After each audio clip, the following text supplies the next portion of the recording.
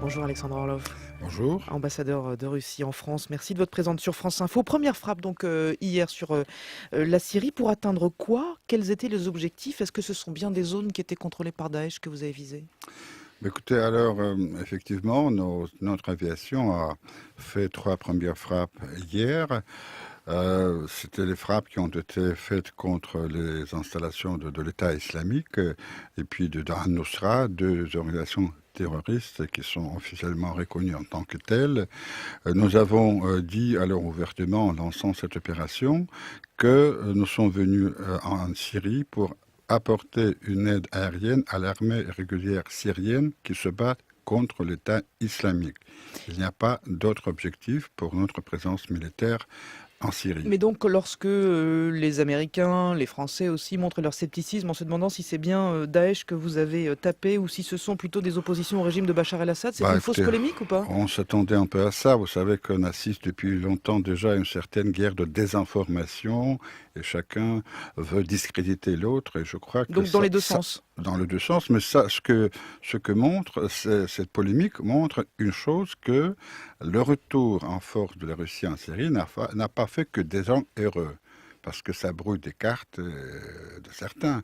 Et Est-ce que on ça veut s'attendait dire que... déjà à ça, mais en même temps, je peux vous dire que nous agissons en toute transparence. Nous avons dit Ah, que donc vous allez montrer nous, les endroits nous qui ont avons, été frappés. nous avons proposé de constituer une coalition et commencer par une coordination entre les forces qui sont déjà en présence.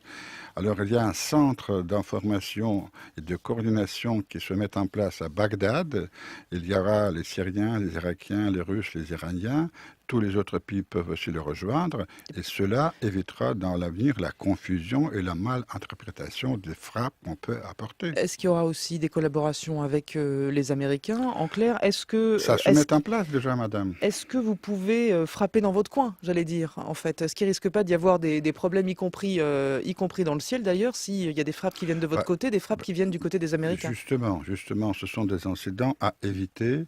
Et je peux vous dire que hier, nous avons prévenu les partenaires américains par des canaux sans doute confidentiels, Mhm. des régions où nos frappes vont être effectuées justement Une pour heure avant. éviter les incidents avec les avions américains. Mm. Et nous sommes prêts, encore une fois, que si les pays comme les États-Unis et la France sont prêts à coordonner leurs efforts militaires en Syrie, nous sommes prêts à aller très loin dans cette coordination.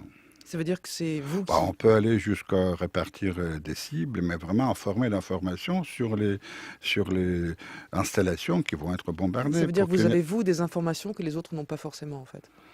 Oh, ça, je ne dis pas ça. Je crois que chacun a des informations, on a des satellites, on a des moyens techniques qui permettent à des pays engagés à avoir l'information, mais il y a aussi l'information recueillie sur place, et l'échange de cette information peut être très utile. Alexandre Orlov, est-ce que vous avez le sentiment jusque-là que la coalition menée par les Américains a fonctionné et que depuis cette année, on va dire, ça a marché? Hélas pas, puisque nous constatons que cette coalition travaille, comme on dit, en Syrie depuis un an. Hmm. Plus de 5000 frappes ont été effectuées et on voit le résultat. Donc en L'État subsidiaire, islamique, il est toujours là. Il contrôle 2 tiers de l'État de la Syrie. est-ce que vous pouvez considérer, pardon, que vous pouvez faire mieux? Et Comment? est-ce que vous pouvez considérer du coup que vous pouvez faire mieux, plus efficace? Et pourquoi Ah, vous seriez plus non, efficace à votre avis? écoutez, les questions que nous nous posons, vu les résultats de cette année de campagne aérienne en Syrie, quels sont les vrais objectifs de la coalition? Est-ce qu'elle se bat contre l'État islamique ou contre Assad? Alors, nous, je ne sais pas si nous serons plus efficaces qu'eux, mais au moins, nous avons déclaré, et on va le faire, nous sommes là pour aider l'armée syrienne qui se bat contre l'État islamique. On n'a pas d'autre objectif. Donc vous, vos On n'a objectifs pas sont plus... d'objectif de se battre contre l'opposition. Donc vos objectifs sont plus clairs, vous dites, en fait. Vous, Plus c'est clair et net, pour oui. Assad et contre aussi Daesh, mais pour Assad d'abord? Pour la Syrie, et la Syrie qui a aujourd'hui le président Assad, pour lui, pour l'armée syrienne, pour le peuple syrien. Est-ce que vous n'avez pas le sentiment il va finir par y avoir deux guerres, en fait, deux guerres distinctes avec deux objectifs, deux stratégies sur ce tout petit terrain qu'est la Syrie?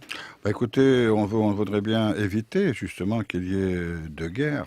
Je suis persuadé que nous avons aujourd'hui dans cette région le même ennemi, c'est l'État islamique.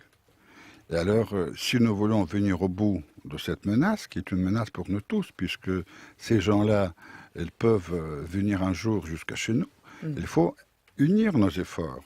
Et quand le président Poutine a parlé aux Nations Unies, il a dit que notre proposition, elle est basée non pas sur quelques ambitions personnelles de qui que ce soit, mais sur les intérêts communs que nous avons avec nos partenaires américains et européens dans cette région. Lorsque Vladimir Poutine, hier ou avant-hier, je crois, dit que le président syrien Bachar el-Assad devrait être prêt au compromis avec l'opposition tolérée, qu'est-ce que ça veut dire? Ça veut dire que le président Poutine, la phrase que vous n'avez pas citée avant, celle que vous l'avez dit, il a dit que, bien sûr, la solution en Syrie ne peut être que politique. Et c'est pour ça que, en même temps qu'il faut aider l'armée syrienne à se battre avec l'État islamique qui occupe la grande partie du territoire, il faut parallèlement mener le processus politique, préparer des réformes politiques profondes et pour cela parler avec l'opposition. Voilà ce qu'il a dit. Et c'est là que les choses achèvent, parce que cette transition politique, ce sera la dernière question, est-ce que cette transition politique, elle doit se faire sous l'égide de Bachar el-Assad? Est-ce qu'elle peut se faire sans lui, selon vous?